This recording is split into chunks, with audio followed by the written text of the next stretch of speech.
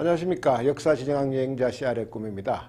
1962년 8월 5일 새벽 한 여인이 자신의 아파트에서 사망한 채 발견됐습니다. 실오라기 하나 걸치지 않은 완전 나체 상태였습니다. 손에는 전화기가 쥐어져 있었고 근처에는 수면제 통이 나동그라져 있었습니다. 시신을 제일 처음 본 사람은 그녀의 가정부였고 가정부는 즉시 주치의에게 전화를 했습니다. 그리고 주치의는 단숨에 달려와서 그녀의 사망을 확인한 후에 LA 경찰청에 신고를 했습니다. 그 시간이 새벽 4시 25분이었습니다. 그녀의 본명은 노마 진 모텐슨이었고 세상에 알려진 이름은 마릴린 먼로였습니다. 말 그대로 그야말로 당시 최고의 주가를 올리던 세기의 스타였습니다. 그녀의 죽음은 의문투성이었습니다.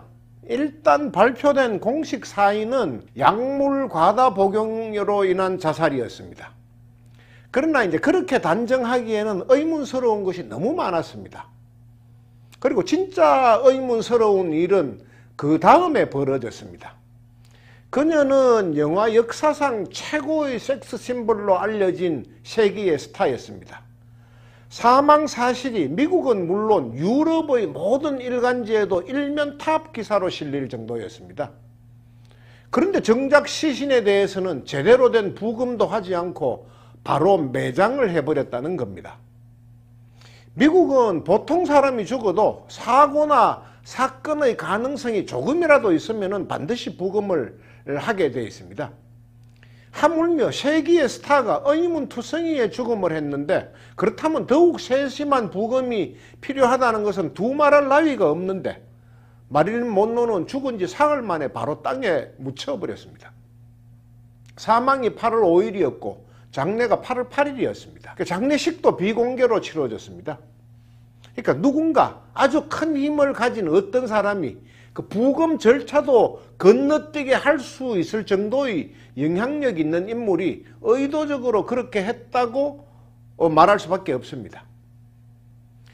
그녀가 죽은 지 1년 3개월 후인 1963년 11월 22일 그 현지 시각으로 낮 12시 30분쯤 또 한 명의 정말 전 세계적인 인물이 암살당했습니다. 여기에서 이제 현지 시간이라고 이야기하는 그 현지는 텍사스주 댈러스입니다. 그때 이제 오픈카를 타고 댈러스 다운타운 한복판을 지나면서 카프레이드를 하던 인물이 어디선가 날아온 총탄에 목과 머리를 저격당해서 숨을 거뒀습니다. 그 피격당한 인물은 당시의 미국 대통령 존 F 케네디였습니다. 현직 대통령이 카프레이드 중에 살해되는 장면이 전 미국의 TV로 생중계됐습니다. 엄청난 충격일 수밖에 없었습니다. 근데 케네디의 장례식 역시 다소 성급하게 치러진 느낌이 많았습니다. 그 사건 발생 사흘 만인 11월 25일 장례식이 거행됐고 그의 유해는 버지니아주에 있는 알링턴 국립묘지에 안장됐습니다.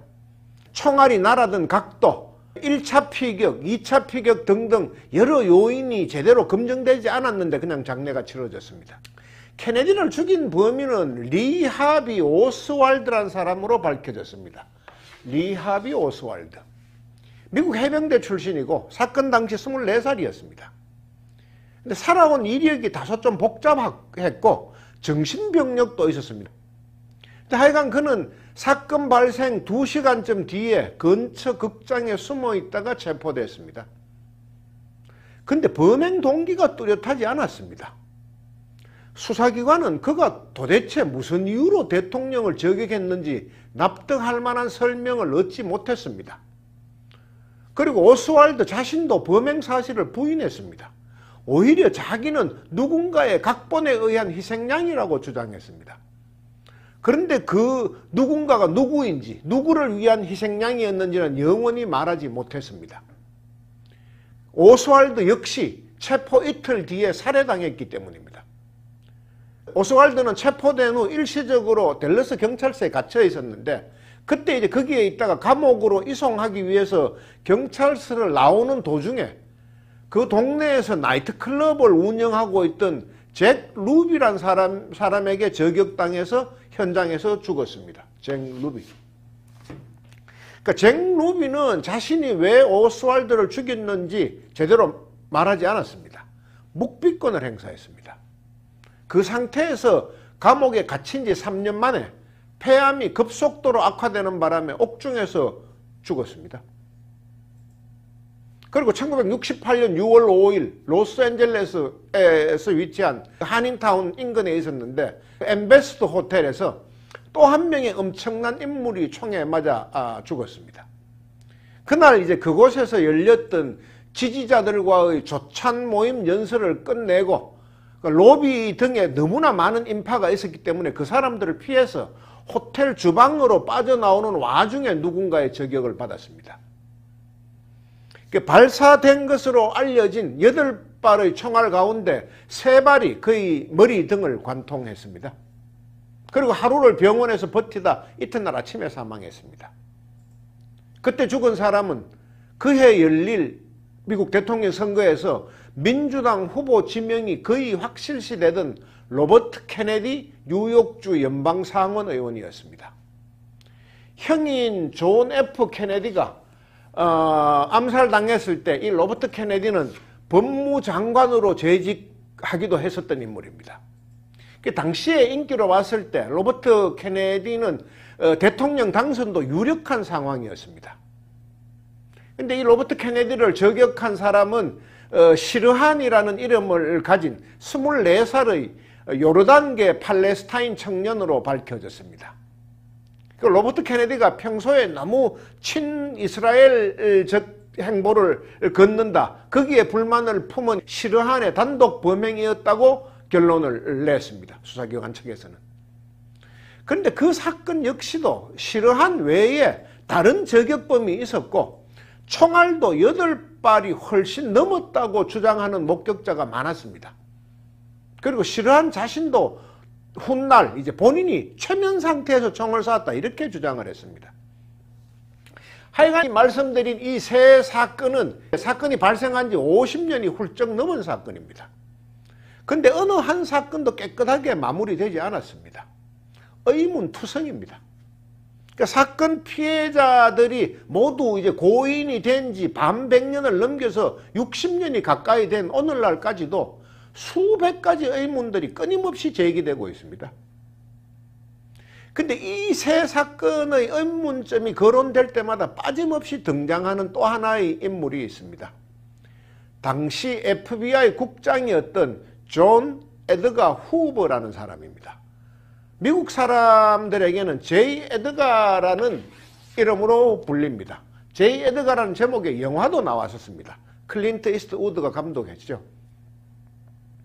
하여간 마릴린 먼로를 그렇게 빨리 매장하고 그 존 F 케네디의 부검도 제대로 하지 않고 로버트 케네디 사건도 공범 가능성을 처음부터 차단한 것 등이 모두 이 후보의 지시였다. 이렇게 알려져 있습니다.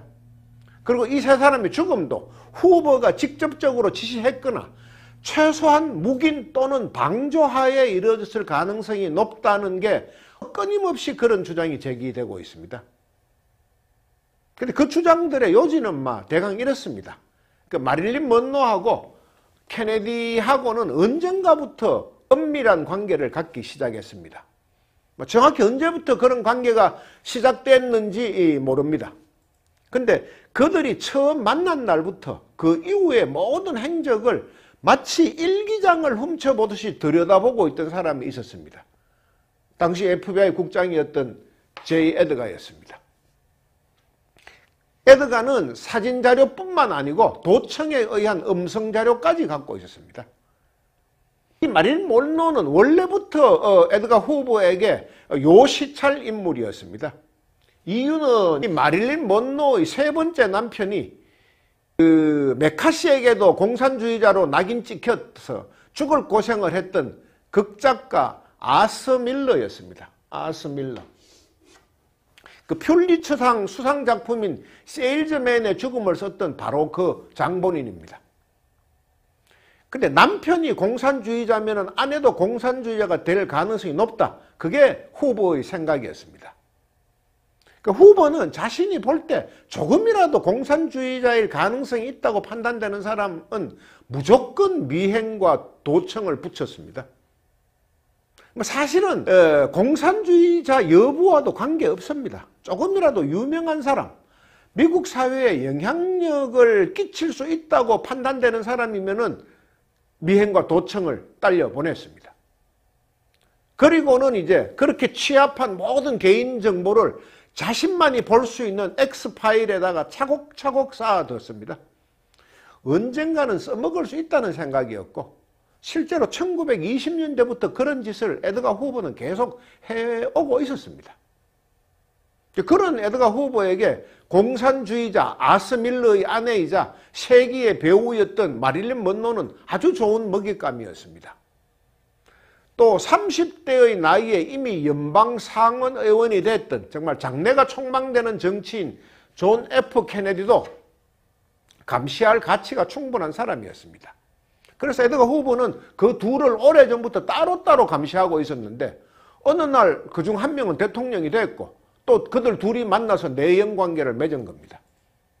물론 그때 마릴린 먼로는 이미 그 세 번째 남편이었던 아스 밀러와 이혼하고 싱글로 살고 있을 때였습니다.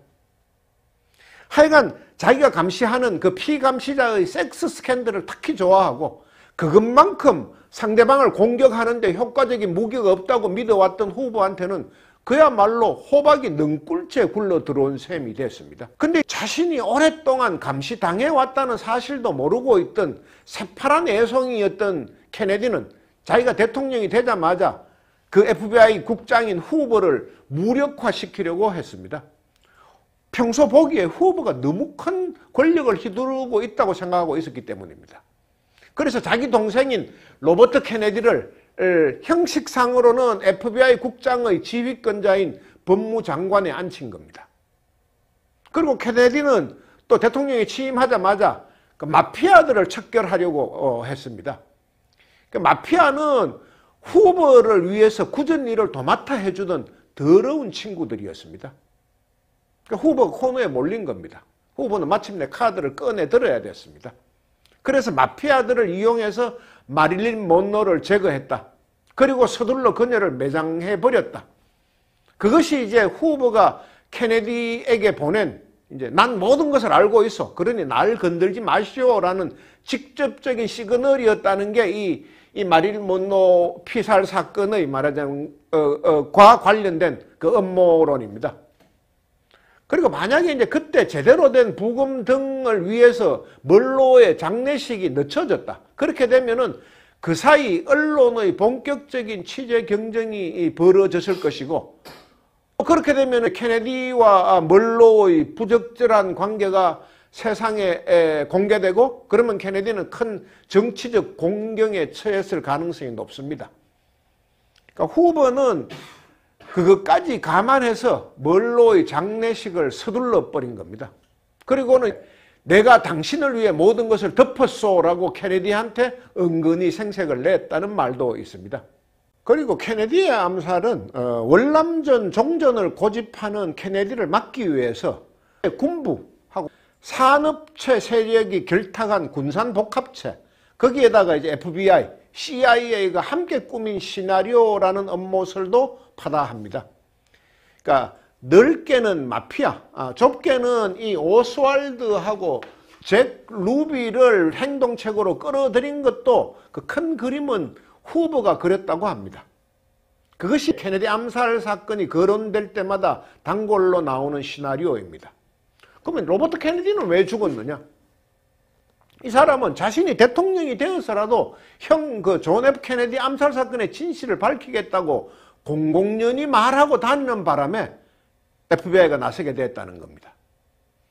하여간 이 세 사건은 다분히 서로 맞물려 있는 성격이 강하고 그 사건의 뒤처리가 그 대충 덮은 듯한 그 상당히 미심쩍은 것도 닮았고, 하여간 말씀드린 대로 이 사건이 거론될 때마다 존 에드가 후보의 이야기가 약방의 감초처럼 오르내린다는 것도 공통점입니다.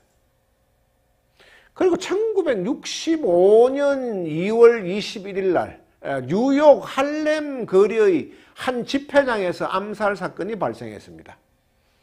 사망자는 당시 흑인 사회에 가장 존경받는 리더이던 말콤 X라는 사람이었습니다. 그 자리에서 무려 16발의 총알을 맞았습니다. 그리고 급히 병원으로 옮겨졌는데 과다출혈로 병원 도착 전에 이미 절명했습니다. 이 말콤 X의 원래 성씨는 리틀이었습니다. L-I-T-T-L-E. 그래서 그의 어릴 적 이름은 말콤 리틀이었습니다. 근데 나이가 든 후에 그 이슬람교 신도가 된 후에 리틀이라는 성씨 자체가 백인 노예 농장주들이 자기 조상에게 붙여준 것이라면서 그 성을 사용하는 걸 거부했습니다. 그리고 자기 원래의 성씨는 모른다, 전혀 알 수 없다 하는 뜻에서 미지수를 뜻하는 그 X를 자신의 공식 성씨로 정했던 사람입니다. 근데 하여간 이 말콤 X는 어린 시절이 아주 불행했습니다. 아버지가 KKK 단에게 일찍 죽고 엄마는 약간의 정신적인 질환을 앓고, 그래서 이제 아주 어릴 때부터 강도, 절도, 마약 등 각종 범죄에 연루돼서 교도소에 수감됐습니다. 근데 그 교도소에서 그의 인생이 달라졌습니다.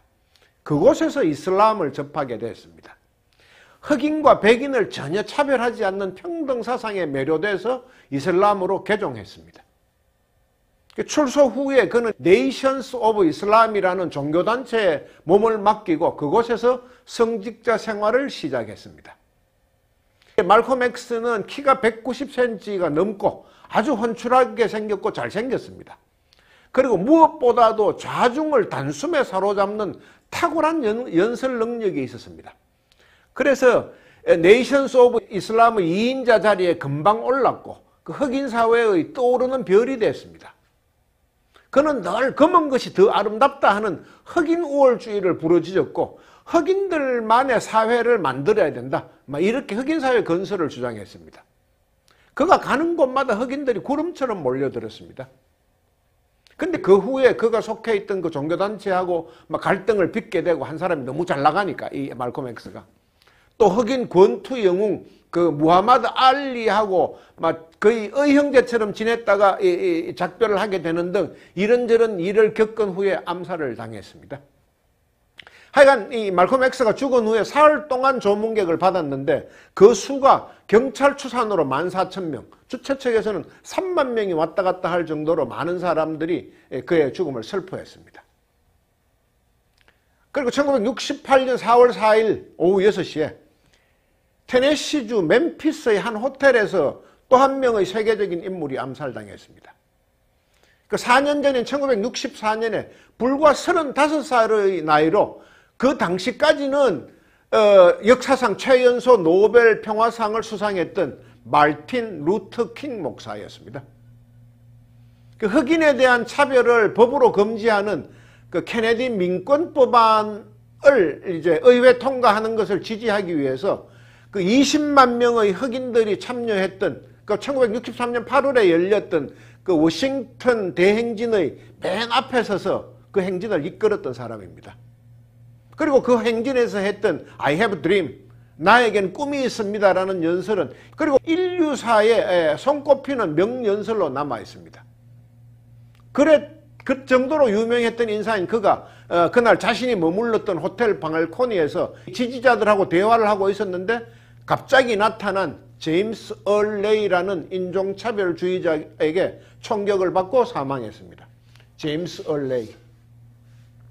얼레이는 당시 탈옥수 신분이었습니다. 감옥에 있다가 탈출한 겁니다.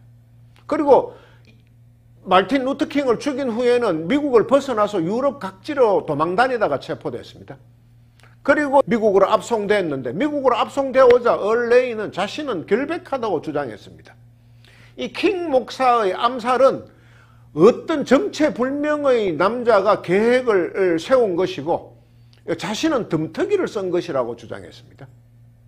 만약에 그렇지 않다 그러면 누가 뒤에서 그렇게 자기를 도와주지 않았다 그러면 자신이 어떻게 탈옥할 수 있었고 범행 후에도 유럽으로 달아날 수 있겠냐 이렇게 이야기를 했습니다. 근데 아무도 이 얼레의 말에 귀 기울여 주지 않았습니다. 배후를 캐려고도 하지 않았습니다. 하여간 이 사람은 99년형을 언도받고 복역 중에 감옥에서 죽었습니다. 그리고 1969년 12월 4일에는 이 당시에 흑인 사회에 떠오르던 별이로 촉망받던 21살의 프레드 햄튼이라는 사람이 집에서 자고 있는데 갑자기 들이닥친 14명의 경찰로부터 수백 발의 총을 맞고 사망했습니다. 이 프레드 햄튼이 누구이며 어떤 삶을 살았는지는 지난 2021년에 개봉됐던 영화 유다 그리고 블랙 메시아를 보면 잘 나와 있습니다. 그리고 인터넷에 프레드 햄튼이라고 한글로 검색하셔도 이 사람에 대한 수많은 자료를 찾을 수 있습니다. 하여간 제이 에드가 후보는 이 세 사람 흑인 지도자 말콤 X, 마틴 루터 킹, 그 다음에 프레드 햄튼의 죽음에도 공통적으로 자꾸 이름이 거론되는 인물입니다. 제이 에드가 후보가 죽였다는 이야기입니다. 왜 죽였느냐? 첫째는 이 사람은 에드가 후보는 흑인을 무척 싫어했습니다. 근본적으로 백인 우월주의자였습니다. 그리고 후보가 그들을 싫어했던 두 번째 이유는 그들이 미국의 체제에 도전한다는 것이었습니다. 사실 후보는 미국이라는 체제에 도전하는 사람은 상대가 누구이든 무조건 싫어했습니다. 어떻게 세계 최고의 국가인 미국을 싫어할 수 있느냐? 미국을 비판하는 사람은 무조건 공산주의자이다. 그것이 이제 후보의 단순한 논리였습니다.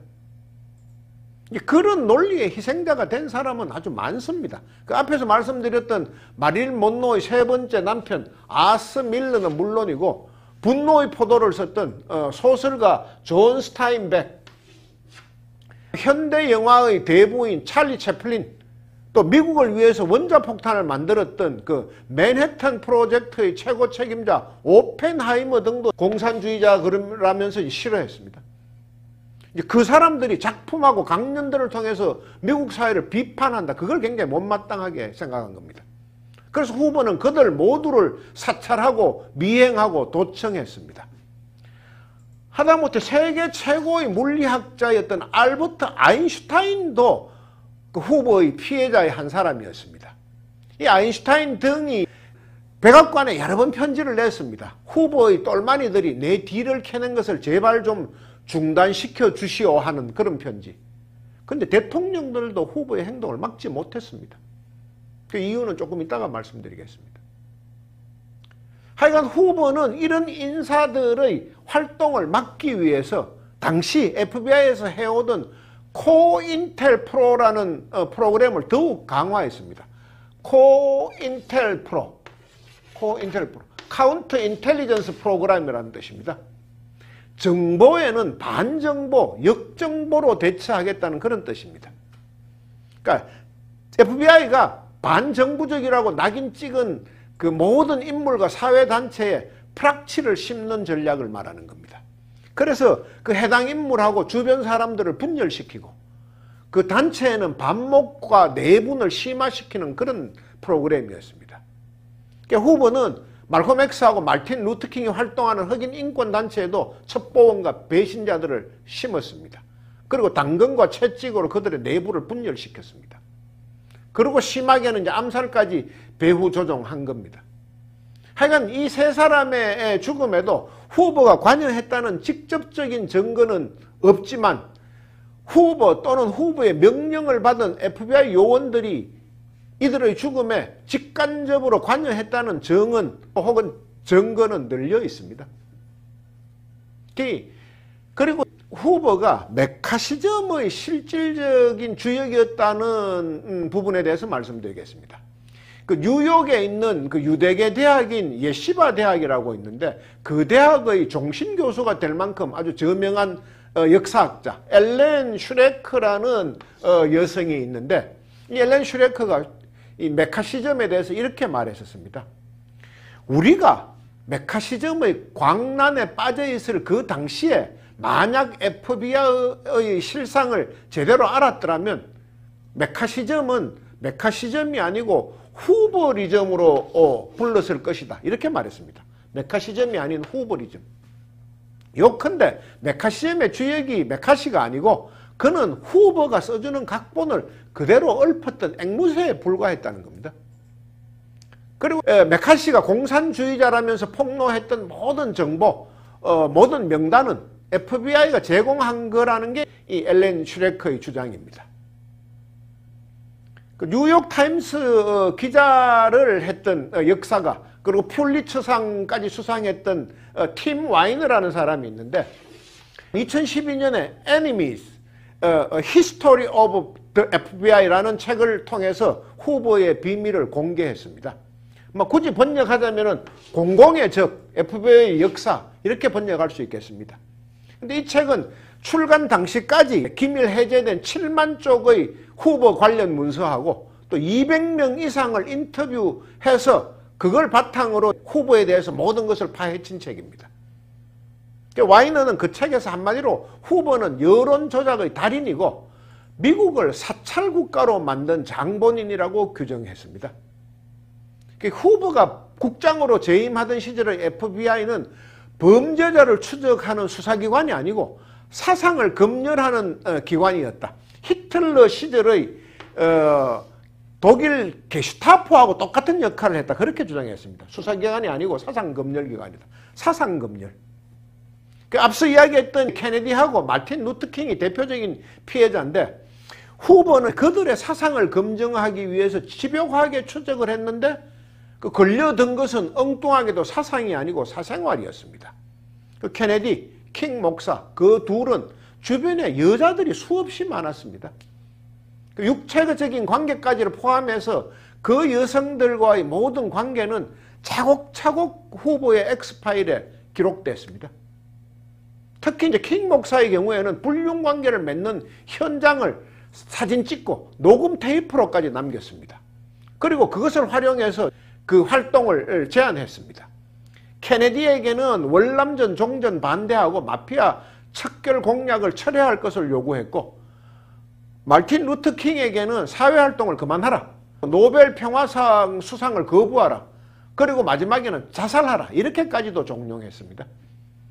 그렇게 하지 않으면 모든 녹음 파일과 사진을 언론사에 뿌리고 당신의 아내에게도 발송하겠다 이렇게 협박을 했습니다. 근데 킹 목사가 협박에 굴하지 않고 활동을 계속 이어나가자 실제로 그 자료들을 공개했습니다. 또 아내한테도 보냈습니다. 물론 FBI의 이름으로 공개한 게 아니고 익명의 제보자를 동원했습니다. 그런 갈등 관계를 이어가다가 이제 앞에서 말씀드린 것처럼 케네디 본인, 마릴린 먼로, 동생인 로버트 케네디 의문의 죽음을 당했고 마틴 루터 킹, 말콤 엑스, 프레드 햄튼 등 다른 흑인 지도자들도 암살이라는 끔찍한 방법으로 저 세상 사람이 됐습니다. 하여간 대통령도 전혀 통제할 수 없었던 아주 기형적인 권력을 가졌던 에드가 후보는 시대가 났고 또 자신의 권력을 위해 시대를 잘 이용한 괴물이었고 기인이었습니다. 특히 대통령을 포함한 모든 사람들의 외도 문제를 끝끝내 추적해서 그것을 빌미로 상대를 마구 흔들어댔던 사람입니다. 이 사람은 1917년 22살의 나이에 법무부 수사국 직원으로 사회생활을 시작했습니다. 그 집안은 가난했지만 야간 대학을 다니는 등 본인의 각별한 노력으로 법학 석사학위까지 취득했습니다. 그리고 수사국에 취업한 후에는 아주 일벌레처럼 열심히 일했습니다. 밤에도 일하고 주말에도 일했습니다. 근데 그가 수사관이 됐을 때는 마침 1차 대전 중이었습니다. 그 후보에게는 적성국가인 독일계 이민자들의 동향을 감시하라는 업무가 주어졌습니다. 근데 후보는 대학을 다닐 때 의회 도서관에서 사서로 아르바이트를 했던 경험이 있습니다. 그때의 경험을 살려서 요주의 감시 대상자들의 기록을 아주 일목요연하게 책 분류하듯이 분류를 했습니다. 하여간 그런 그의 일 실력은 금방 두각을 나타내게 만들었고 높은 사람들의 눈에 들었습니다.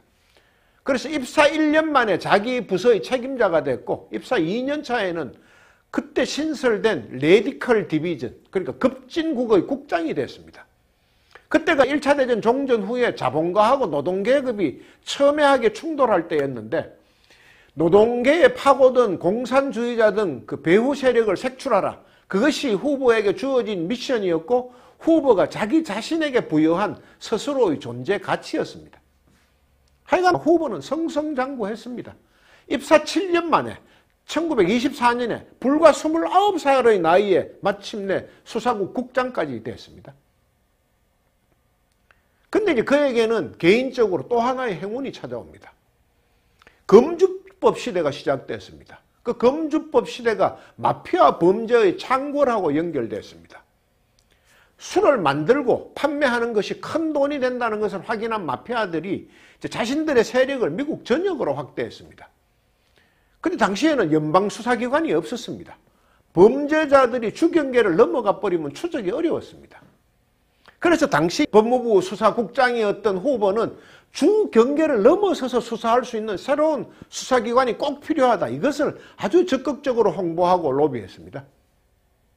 그리고 마침내 1932년에 법무부 수사국이 미국 수사국으로 이름을 바꿔 달았습니다.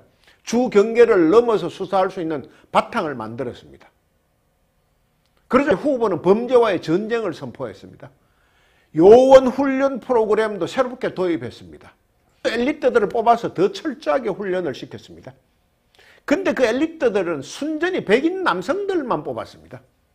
그리고 그들 모두에게 충성 맹세를 받았습니다. 후보가 수사국장이 된 후 10여 년이 훨씬 지나도록 수사국 요원은 오로지 잘생긴 백인 남자만 직원으로 채용했습니다. 그러니까 후보는 주변에 잘생긴 백인 남성들이 우글대는 걸 너무 좋아했습니다. 결국 그는 나중에 동성애자로 밝혀졌습니다. 평생 동안 결혼을 한 번도 하지 않았고 따라서 단 한 명의 후손도 남기지 않았습니다. 하여간 그때 범죄와의 전쟁에서 후보는 혁혁한 성과를 올렸는데 그 전설적인 은행강도 존 딜린저, 그 다음에 엄청난 몸값을 요구했던 납치범 머신건 켈리 이 등등 여러 명의 전국구 범죄자들을 체포했습니다. 그리고 그럴 때마다 후보는 직접 언론의 마이크 앞에 자기가 나섰습니다. 그를 홍보의 달인이라고 부르는 이유도 그 때문입니다. 게다가 그때 전체 미국인의 시선을 한 몸에 모으는 사건이 또 일어났습니다.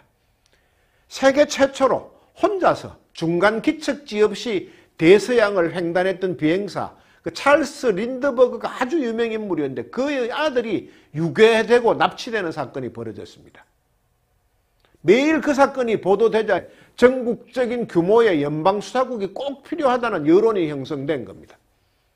드디어 1935년에 그 미국 내에서 벌어지는 일에는 어떤 일에도 관여할 수 있고 수사할 수 있는 그 이름도 유명한 오늘날의 연방수사국 FBI Federal Bureau of Investigation이 정식으로 만들어졌습니다. 그 에드가 후보의 오랜 꿈이 실현되는 순간이었습니다. 그리고 얼마 지나지 않아서 후보의 입지를 더 강화시키는 일이 벌어졌습니다. 세계 2차 대전입니다. 당시 미국에는 결과적으로 교전 상대국이 됐던 독일계, 이탈리아계, 일본계 주민이 많았습니다. 후보는 그들 중에 간첩 행위 의심자가 많다고 주장했습니다. 그들을 밀착 감시해서 스파이 활동을 사전에 막아야 된다고 주장했습니다. 프랭클린 루즈벨트 대통령의 허락이 떨어졌습니다. 그렇게 해도 좋다. FBI에게 합법적인 민간인 사찰의 길이 열렸습니다. 그게 1939년의 일입니다. 근데 후보는 그렇게 절대 충성을 다짐했던 그 FBI와 후보는 그 칼끝을 스파이가 아니고 미국 내의 유명인들에게 화살을 돌린 겁니다. 이미 성공한 사람은 물론이고 성공할 조짐이 있는 사람들조차 그 FBI의 사찰의 화살을 피해가지 못했습니다. 그리고 그 가운데는 현직 대통령의 부인 그리고 미래의 미국 대통령이 될 사람들도 수없이 포함되어 있었습니다. 하여간 이 에드가 후보가 미국 대통령을 어떻게 좌지우지했는지 그리고 어떻게 무려 48년 동안 미국 최고 수사기관의 책임자 자리를 혼자서 독차지할 수 있었는지 그리고 한 사람이 모든 정보를 독점하고 그것을 자기 마음대로 행사하면은 마침내 어떤 결과가 생기는지 등은 다음 시간에 이어서 말씀을 드리겠습니다. 오늘은 여기까지 하겠습니다.